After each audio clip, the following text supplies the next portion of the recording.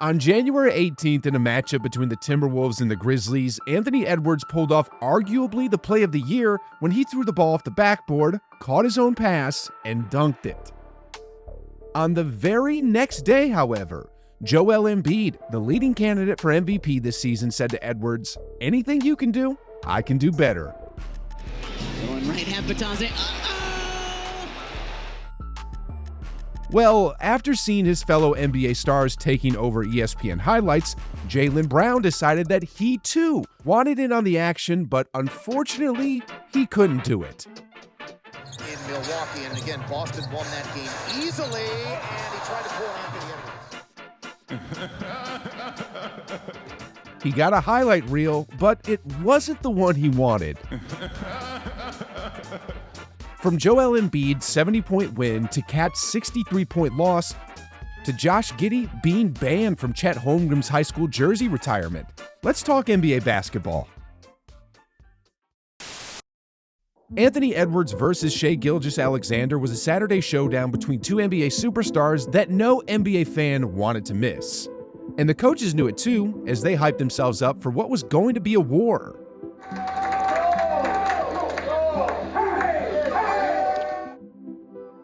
The story of the first half was SGA and his ability to draw fouls. Edwards was shocked beyond belief at the moment of calls Shai was getting, as he pretty much lived on the line with 10 first-half free throws.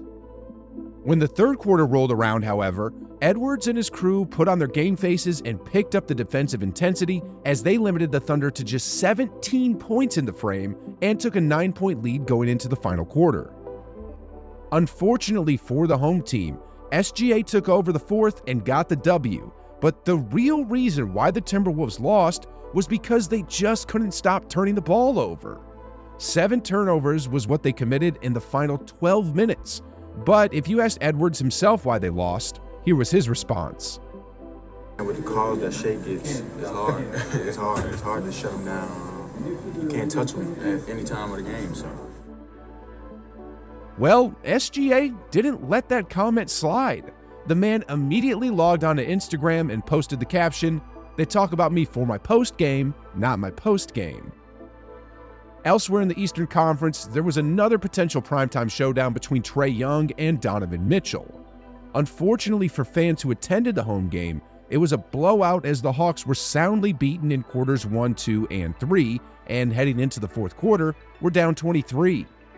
Then, to make matters worse, when the game was already out of hand, Trey Young tried to take a charge on a drive attempt by Isaac Okoro, but also took an elbow to the face, and as a result, Young is now in concussion protocols indefinitely.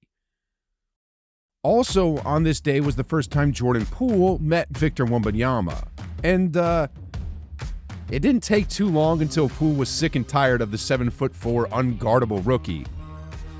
I mean, Jordan Poole even took away his high five. In all seriousness, the Wizards played overall quite well and even had a double-digit lead in the fourth quarter. Sadly for Washington, however, Wembanyama took over. And hilariously, in the clutch moments of the game, Jordan Poole really didn't want his defense to be the reason for the Wizards' downfall. So, he had to turn completely around to make sure the person he was defending wasn't going for a backdoor cut or anything.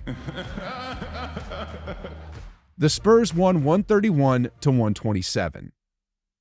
On another topic, what surprises me a lot in the NBA is how a championship caliber team like the Bucks could be taken to the brink of defeat against arguably the worst team in professional sports history.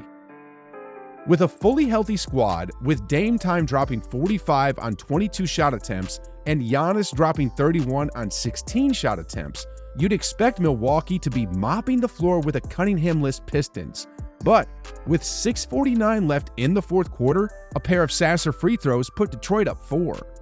Now, the Bucks did win this one, but this is just yet another example that any and every NBA team can be dangerous on any given night, even if they only won 4 games halfway into the season. The Jazz and the Rockets had a game in overtime, which ended in pretty crazy fashion. When the score was 121-126 with 9 seconds left in the game, Şengün, who dropped 37 the game, missed a late pair of free throws to the dismay of the fans who didn't even have time to voice their frustration because Jordan Clarkson was bringing the ball up fast with a chance to win the game. Rockets fans watching the game must have had their blood pressure rise to over 120 beats per minute because Clarkson actually got deep in the paint and had a quality look at the rim. Luckily for the home crowd, however, it was short. After that, the night got dark, as it always does, but before we knew it, the sun came back up and we were in LA where the Clippers mounted an 18-point fourth quarter comeback with Kawhi just absolutely taking over in that final frame. To be perfectly honest, however, all the world will really remember from this game is Russell Westbrook's post-game interview where he congratulates the interviewer. First of all, no. Congratulations to you, bro. First night tonight. Give a round of applause to my boy, man. Been doing it for a long time. Hilariously, after the Clippers beat the Lakers a few days later, the fun times continued. Russ, I'm disappointed, man. You didn't congratulate me, man.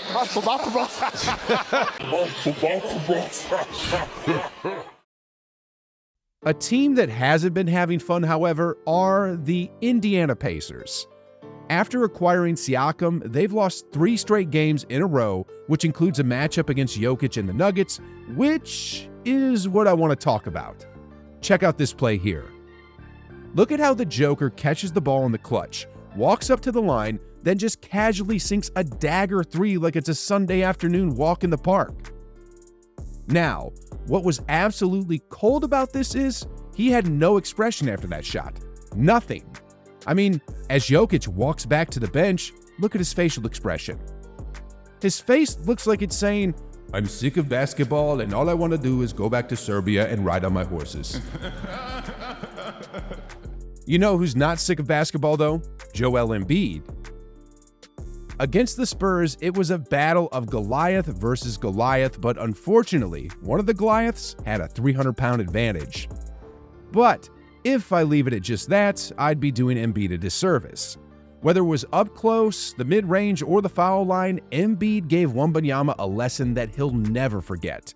This was officially Wanyama's welcome to the NBA game. And if I had to sum up the Battle of the Titans in one picture, it'd be this. Fatality. At the other end of that spectrum, though, Wemby showed Embiid a few things he's never seen before. For example, I don't think Embiid had ever thought it was even possible for someone to scoop a bucket past him from like 2 feet out of the restricted area. Sheesh, guys. He probably thought it was also impossible for someone to have this much of a height advantage over him. In this angle here, you actually get a better view of the difference. Joel Embiid is already 7'1", but Wanyama makes him look small in this clip. Isn't that the craziest thing you've ever seen? It wasn't just Embiid either that was checking out the height difference. Look at Kelly Oubre here, who's shocked that he only reaches Wanyama's shoulders for Pete's sake. But enough about Victor Wembanyama's height. After dropping 70 points, look at how heavy Joel is as he's dunked in water and whipped with towels. You know who actually got whipped though? Karl Anthony Towns. The Timberwolves versus the Hornets game, which took place on Monday, was arguably the most tragic game of the season. If there was any game that was written by Shakespeare, it'd be this game. I mean, let's count up all the tragedies that unfolded. You had a top Western team versus a bottom Eastern team. It was a home game for the fully loaded Timberwolves versus a Hornets team that was on the brink of breaking it all up. Karl Anthony Towns had 44 by the end of the first half, and had a 50-burger within the opening minutes of the third. This was supposed to be his night. This was supposed to be the highest moment of his career. This was supposed to be the day where he says to Jimmy Butler, "What now, motherfucker?" But instead, it ended like this. Over to Towns, fires from the logo, no good. Absolutely tragic. This is a night the Cat should remember for the rest of his life. Anyway, on that very same day, Jaylen Brown and the Celtics were up against the Mavericks, and well, someone must have told Brown that Embiid got 70 because In the second quarter, Jalen was thinking, I only have 8 points. How the heck am I supposed to beat Embiid? Then, as if the basketball gods heard his plea, the answer appeared right in front of him. We knew that there was no way he was going to drop 70 that night. So he took the next best option and dropped 77. That must have hurt Luka's feelings because in the very next game against the Suns, Booker dropped 46 points and, there was a fan in a Booker jersey who said to Luka, "You're tired, get your ass on a treadmill." Then after that, Luka had him kicked out of the game. That was the softest move I've seen all season. I mean, there's a line that can't be crossed by fans, but ladies and gentlemen, that wasn't even close. Booker should honestly buy that fan another ticket. On another note, Portland versus OKC on Tuesday was another game this season that was decided by the referees. You see, the Trailblazers were up 1 with about 20 seconds left in the game. The odds were in their favor. Unfortunately, Malcolm Brogdon was tied up and tried to get free, and at that moment, Chauncey Billups tried calling a timeout, but the refs called Brogdon for a double dribble instead. Then, when Billups protested the call, the power-hungry referees called him for a technical. How a ref can call a technical in a situation like this is just beyond me. This was wrong on so many levels, and this is yet another case of how refs have been swinging games. Now, I want to ask you a question. What would Giannis look like if he was 6'8"? Would it be this? Very similar players, just tag it out, put another guy in who's trying not to adjust too much. The Warriors versus the Hawks game was an emotional game. Dejan Milojevic tragically passed away last week, so basketball was the last thing on the minds of the Warriors, but you couldn't tell by watching them play because this was their best game of the season. I've often said that the Warriors don't need a trade, that they just need to wake up, and this was the perfect example of that. Every Warrior played up to their standards. Steph was the MVP he always is. Clay was letting the game come to him. Draymond was Draymond.